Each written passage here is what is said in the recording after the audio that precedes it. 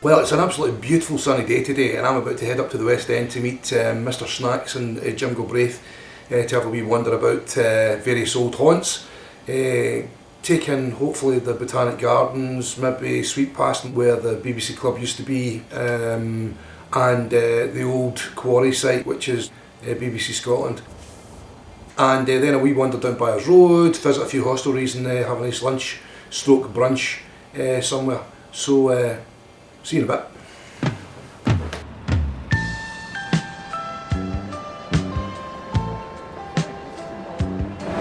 He's a pint somewhere.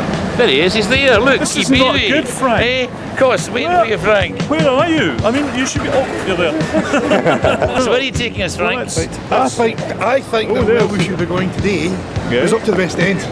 Catch a tube. Lovely day, lovely day. Catch a tube, and got Byres Road, up to Botanic Gardens, have a wee look at the underground platforms, a wee sprint around the Winter Gardens, maybe a wee walk past the BBC Club for old time's sake. The BBC Club? We can't get a drink there. No, we can't get a drink there. But then we spin round over the bridge, and we have a wee look at the quarry, which it was Queen Margaret Drive. Quarry? And then on to Oranmore for the first of the drinks. Oh, I say.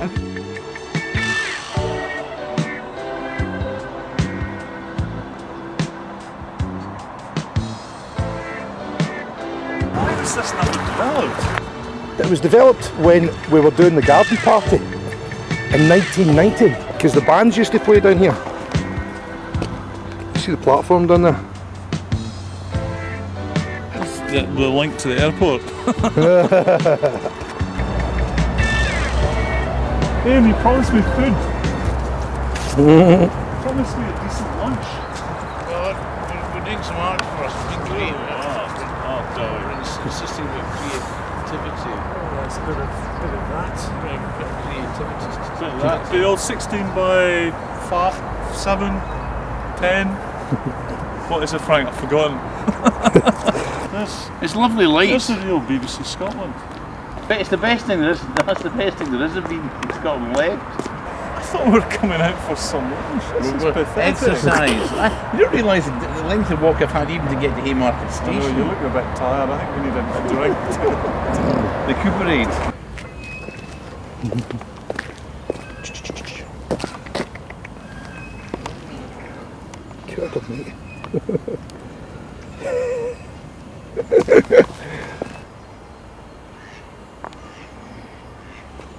Oh, here, deep on the banks of the Kelvin.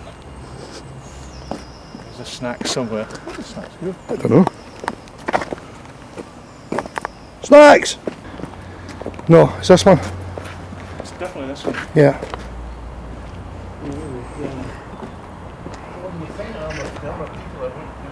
We could always pop in and get a wee kind of fish. Fish in a basket. Fish in a basket. Scampi chicken in a basket. Well, With sachets of vinegar and sauce. there's a few baskets in there, I can tell you. When you think of the people that the And you could- celebrities you could- of Scotland that would have Well, walked aye. up and down those stairs and either are sober or You can not just stayed. imagine you actually just going in there and still seeing people like who? Robin Hall. Robin Hall, Jimmy McGregor. Cliff Hanley. Years and years ago, BBC Club was jumping in the 1970s, and I took two of my pals up there, Kenny and Jerry from Easterhouse, and we got in the BBC Club and they were like, wow, so excited. Two things, because there was some well-kept faces about the place and it was cheap.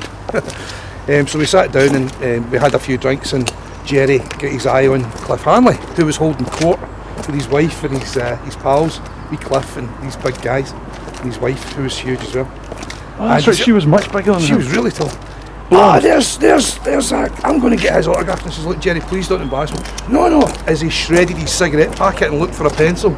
And he went up and he kind of broke into the company and said, excuse me, can I have your autograph? I think you're just absolutely brilliant. Of course, Cliff, he's made up, and he kind of stops and goes, certainly, son, what's your name? Jerry, just put Jerry. To Jerry, all the very best. Cliff Hanley, there you go, pal. He goes, that's brilliant, thanks very much, Fife. Cliff Hanley would perch the end of Bill Hook. a half pint and a large dram, and Bill Hook would be there.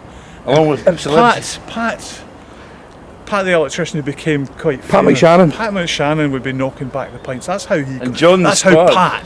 That's how Pat got on in the BBC. He went in there and he talked to all the right people at the right time and got pissed with them, and that's why. Pat did so well. There was but even the days when HR used to drink in there. What was it, Naismith, Lorna Naismith, Yeah. and yeah, Do you remember Clem Ashby? yes, remember. Clem Ashtray, I used to call he him. was in here regularly. Yeah, he was. And there was a very famous guy in here, John Laurie, John who Laurie. died at Dad's Army, and I actually sat down with John Laurie and had a pint, which was fantastic. That's a bit, he's just such a hero. He was, aye. We're doomed. We're all doomed. We were all doomed then. Ian Cuthbertson and Ian his drinks Cuthbertson, parties yeah. up there. Cuthbertson, aye. Sutherland's Law.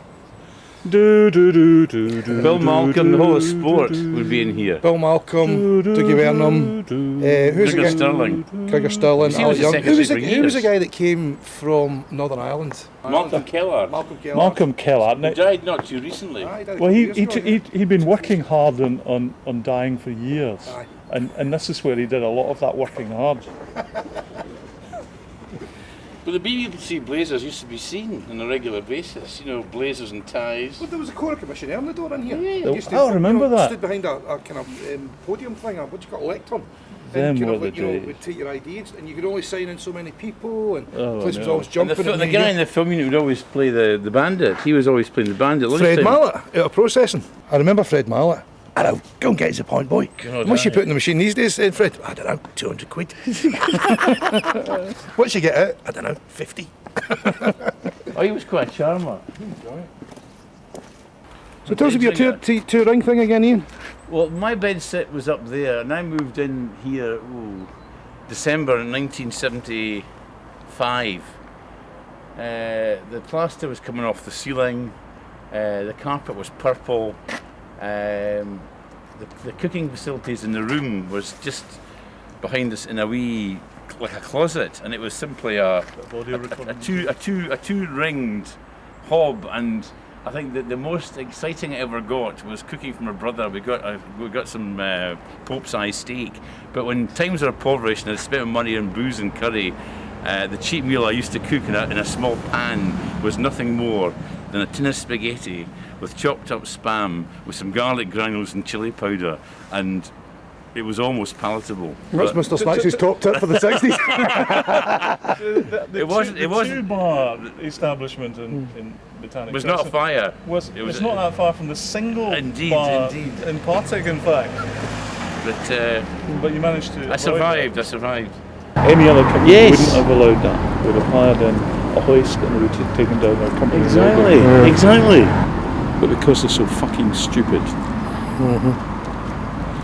there's no reason they couldn't have kept it as it was and built on a completely new 4 or 5-story block behind it, all glass and everything, Yeah. reflecting the stuff around about it. Yeah. They could have, because it's just. Yeah, I mean, it could have been done, but instead we're down in Govan. At least they are. We are not anymore, Frank. We're nowhere. At least, you know, we're actually still back here. Well, we are literally back here. We're a stone's throw from nowhere. And that sounds like just sounds like time for a song. I'm just a stone's throw from nowhere.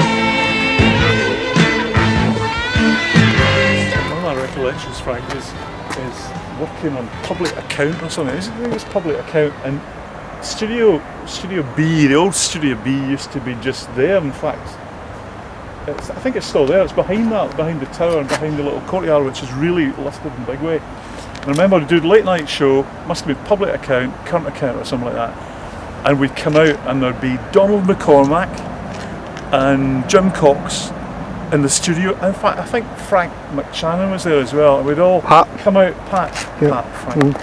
And David Martin, no doubt. Yeah, David Martin, and they'd all come out there and we'd hang around in the courtyard and they would have a fag and it was cool out there, and that Donald McCormack, I'd forgotten about Donald McCormack. Jim Cox.